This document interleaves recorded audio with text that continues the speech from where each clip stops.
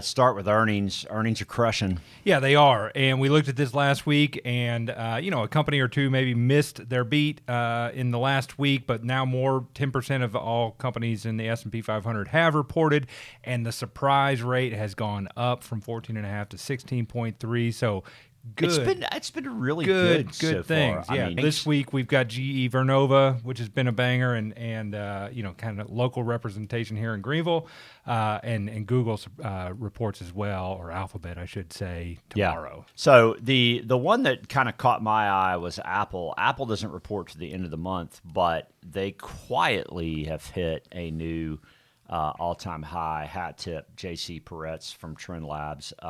They don't really have that much of an AI story right this minute. What I've heard and I believe is maybe they've slow-rolled AI because they're the access point to AI for most of us, right? I pull out my phone and I can use Claude or I can use OpenAI or whatever.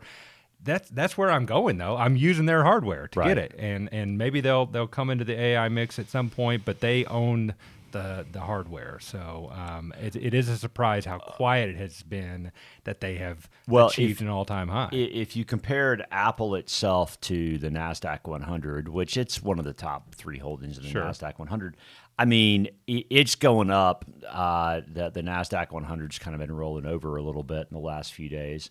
So it's kind of interesting that it's pacing in a different direction. Yeah, and as one of the Mag 7, it's the outperformer right now amongst the Mag 7. And yet it doesn't have, what would purportedly be the dominant AI position other than the access point from a mobile standpoint. Yeah.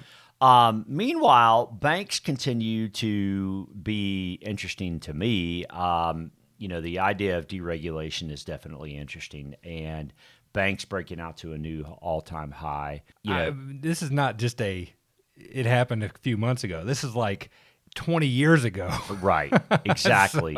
That's exactly right. I mean, if you look at this chart, 2008, it hit this point.